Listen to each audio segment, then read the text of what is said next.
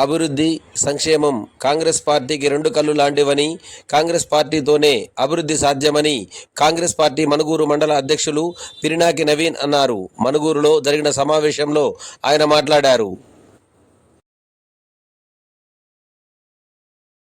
దురుద్దేశంతో రేపు రోడ్లు ఈ వానలు పడతా ఉన్నాయి. ఈ వానలు అయిపోగానే పనులు మొదలైతే ఇదే ప్రజలు జనాలు కాండ్రించి మొహం మీద ఉమ్ముతారు. మనం కారులో దొంగసాటుగా తిరగాల్సిన పరిస్థితి వస్తుందన్న ఒక ఉద్దేశంతో ఇప్పుడు నిన్న మొన్నటి నుంచి ఒక 4 రోజుల నుంచి గుంతల కాడ ఫోటోలు, రోడ్ల కాడ ఫోటోలు. ఈ 5 సంవత్సరాలు మీరు చేసిన గుంటలే, మీరు చేసిన రోడ్లు వేసింది పాయం గారు, గుంటలు చేసింది మీరు.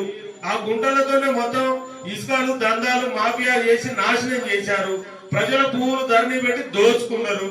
ఇవన్నిటినీ ఇలా ప్రక్షాళన చేస్తుంటే చూసి ఓర్చుకోలేక వాళ్ళకి పుట్టగతులు ఉన్నవారి ఒక ఉద్దేశంతో పినపాక నియోజకవర్గంలో ఇక భవిష్యత్తులో ఇంకొకరు ఎమ్మెల్యే అవుతారనేది కళ. అది కళ లెక్కనే ఉంటది. ఇప్పుడు చేసే అభివృద్ధికి అధికార పార్టీలో ఎమ్మెల్యేగా ఉన్నందుకు అనుభవించట్లే మన ఎమ్మెల్యే గారు. నిత్యం పేపర్లు పట్టుకొని హైదరాబాద్ వెళ్ళి మనకి నిధులు పట్టుకొచ్చి ఇక్కడ ఈ ప్రాంతాన్ని డెవలప్ చేయడం కోసం ఆర్నిషలు కష్టపడి చూసి వాళ్ళకు పుట్టగతులు ఉండవని చెప్పని కేవలం బురద జల్లాల ఉద్దేశంతో వానకాలం బురదకాడ నిలబడితే బురద ఉండకపోతే బురద ఎక్కడ ఉంటదమ్మా? వానకాలంతో మన ఇంటినే బురదే ఉంటది. వాళ్ళకు బుద్ధి జ్ఞానం లేదు. కావాలని కపట దొంగ ధర్నాలు, దొంగ దీక్షలు చేసి మిమ్మల్ని మభ్య పెట్టాలని చూస్తా ఉన్నారు. డబల్ బెడ్రూమ్లు మన దగ్గర ఇస్తామని చెప్పని 5 సంవత్సరాల్లో మామూలు దందాలు వసూలు చేశారు తప్ప ఒక్కరికి ఒక డబుల్ బెడ్రూమ్ ఇల్లు కేటాయించలే.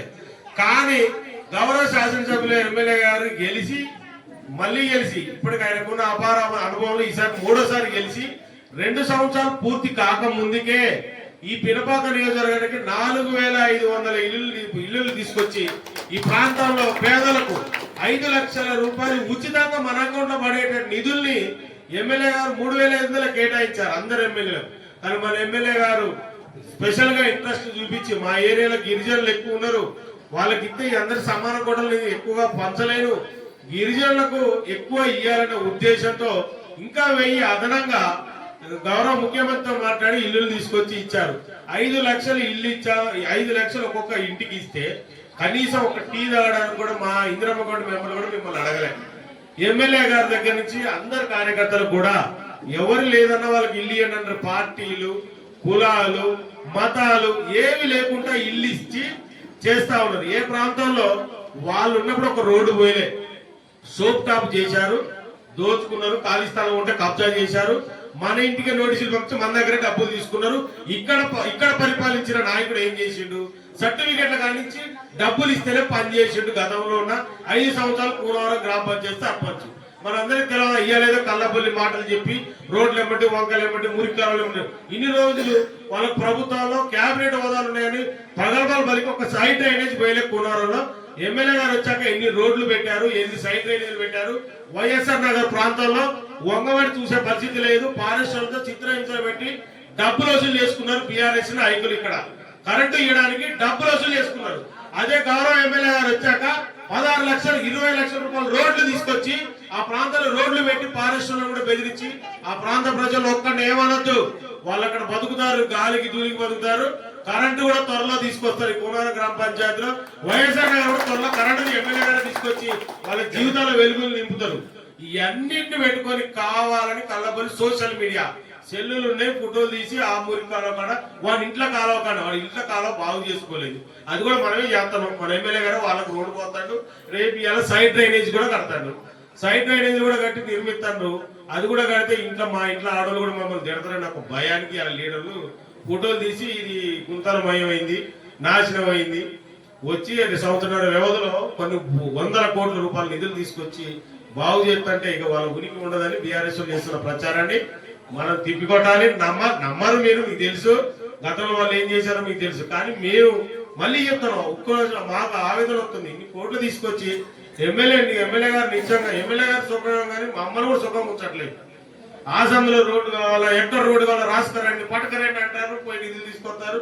ఆ రోడ్లకు దరఖాస్తులు పెట్టిస్తాను, వాళ్ళు రోడ్లు పోతారు, మళ్ళా ఓపెనింగ్ లో పోతారు. ఇదే తిరుగుతున్నారు. మాకు కూడా అనిపిస్తుంది ఇంత తిరుగుతుంటే వాళ్ళు కావాలని చేస్తా ఉన్నారు.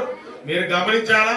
కూనవరం గ్రామ పంచాయతీలో గతంలో పరిపాలించిన వాళ్ళు కూడా ఏ రకమైన హింస చేశారు, ఏ రకమైన బాధన చేశారు. ఈ ప్రాంతంలో కొంతమంది బీఆర్ఎస్ నాయకులు ఏదో ఇందిరమ్మ ఇల్లుల విషయంలో ఇందిరమ్మ ఇల్లులు నియోజకవర్గ వ్యాప్తంగా ఒక్కటి ఎదుర్కొన్నా పారదర్శకంగానే ఉంటది కానీ ఏ స్వార్థంగా లేదు. ఈ రోజు ఇచ్చిన ఎమ్మెల్యే గారు ఇచ్చిన 4500 ఇల్లులు ఒక్కటి కూడా అరమరిక లేకుండా ఇల్లు ఇచ్చారు. కావాలని ప్రచారం చేస్తాండ్రు.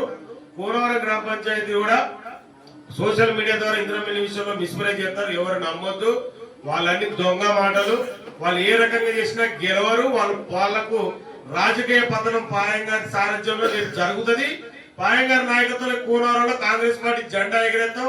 వాళ్ళ పరిస్థితి ఎట్లుంటుందో అనేది తర్వాతగా మనందరం చేద్దాం. ఇవన్నీ నమ్మాల్సిన పనులు, రోడ్లు ఫోటోలు ఇవన్నీ అబద్ధం. అదంతా అబద్ధం అబద్ధం అబద్ధం. మీరందరూ గుర్తు పెట్టుకోవాలని చెప్పి నేను మిమ్మల్ని మనవి చేస్తా ఉన్నా. ఇప్పుడు మన పినపాక నియోజకవర్గ యువజన కాంగ్రెస్ అధ్యక్షులు కేసీఆర్ అప్పుడున్న సీఎం కేసీఆర్ వచ్చి కూడా ఈ ప్రాంతాన్ని పరిశీలించింది తప్ప హైరాణ చేసుకుంటూ వచ్చిండు కానీ ఎవరికి కూడా కనీసం చిన్న నష్టపరిహారం కూడా ఇవ్వలే. ఇయ్యకపోగా ఈ ప్రాంతానికి 1000 కోట్లు ఇస్తానని చెప్పి ఇదంతా సుదీర్ఘ మెట్ట ప్రాంతంలో ఇల్లు కట్టిస్తా, ఈ ప్రాంతం గోదావరి రోడ్డు అంతా నేను ఏదో మొత్తం ఏదో చేసిపోతాను ప్రగడవల బలికి 1000 కోట్లు ప్రకటించిపోయింది కేసీఆర్. ఇక్కడ ఉన్న అప్పుడున్నటువంటి దద్దమ్మలు క్యాబినెట్ హోదాలు అన్ని పెట్టుకున్నారు. అంగు ఆర్భాటం 3-4 పదవులు పెట్టుకున్నారు. 10,000 రూపాయలు కూడా ఇప్పియలే. కానీ గత సంవత్సరం ఉన్నట్టు ఉండి అత్యధికంగా వర్షపాతం నమ్మదే ఒక రాత్రికి రాత్రి 36 సెంటీమీటర్ల వాన పడంతో మనుగురు పట్టణంలో కాసేపు వరద అలజడి కొంచెం చేసి కొన్ని ప్రాంతాలు మునిగిపోయి చిన్న సన్నగారు మిడిల్ క్లాస్ వాళ్ళ జీవితాలలో చిందరవందర చేసినట్టుగా వచ్చి అన్ని బియ్యం అన్ని తడిసిపోయినాయి చూసి మన గౌరవ శాసనసభ్యులు పాయ వెంకటేశ్వర గారు హైదరాబాద్ లో ఉండి ఉన్న బలంగా మనుగురు వచ్చి వరదలలో చిక్కుకున్నా వచ్చి చూసి చలించిపోయి అప్పటికప్పుడు తక్షణం ఆర్థిక సాయం కనీ విని ఏనుగారి నీతిలో 10 సంవత్సరాలు బీఆర్ఎస్ ప్రభుత్వంలో 10,000 రూపాయలు ఇయ్యలే నష్టపరిహారం. కానీ చిన్న పెద్ద ఇల్లు తారతమ్ములు కూడా 16,500 రూపాయల నష్టపరిహారం ఇప్పించిన ఘనత మన ఎమ్మెల్యే గారు. అట్లా ఇచ్చిన తర్వాత ఇలాంటి నష్టపరిహారం మరోసారి ఇవ్వకూడదు. మనం ఎన్ని ఇచ్చిన వాళ్ళకి జరిగిన నష్టాన్ని పూడ్చలేమనే ఉద్దేశంతో మళ్ళీ వానకాలం వచ్చే లోపు ఇప్పుడు 40 సెంటీమీటర్ల వాన పడ్డా కోడిపుంజల వాగు, మొట్ల వాగు, కట్టు వాగుల నుంచి ఒక గంటలో గోదావరిలో నీళ్లు పడిపోతే తప్ప ఊర్లో జనాలకు ఒక్క నీళ్ల చుక్క రోడ్డు ఎక్కే పరిస్థితి లేదు.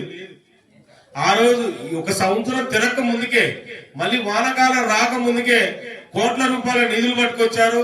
శాశ్వత పరిష్కారం చూపించి ఆ కోడిపుంజల వాగు అన్ని వాగుల్ని మట్టి తీసి పూడికలు తీసి లోతు చేసి చుక్క నీళ్లు కూడా ప్రజలకు జనవాసాలకు ఇళ్లకు రాకుండా చేసిన ఒక ఘనత పాయ వెంకటేశ్వర గారిది.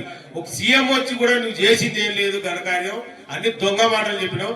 ఒక ప్రాంత ఎమ్మెల్యే, ఏజెన్సీ ప్రాంత ఎమ్మెల్యే ఉండి నిమిషాలు ఒక సంవత్సరం పూర్తవక ముందుకే మళ్ళీ ఈ ప్రాంతానికి వరద రాకుండా చేసిరు తప్ప ఆయన గొప్పతనానికి ఎవరు సాటి రారు. దొంగ ధర్నాలు, దొంగ రోడ్ల కాడ మంత్రుల్ని ఎమ్మెల్యేలు విమర్శించే స్థాయి బీఆర్ఎస్ నాయకులకి ఇక లేదు, భవిష్యత్తులో రాదు.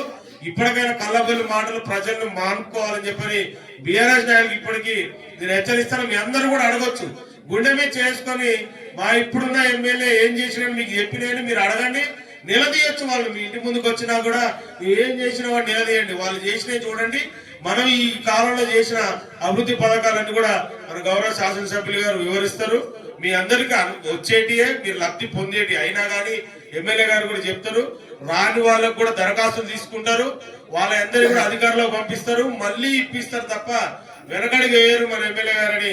అందరు విన్నపాలు విన్నాకే వెళ్తారు. ఎవరు గావరపడద్దు, టెన్షన్ పడద్దు అని చెప్పని మీ అందరికీ సమన్వయంగా తెలియజేసి ఇప్పుడు మన గౌరవ శాసన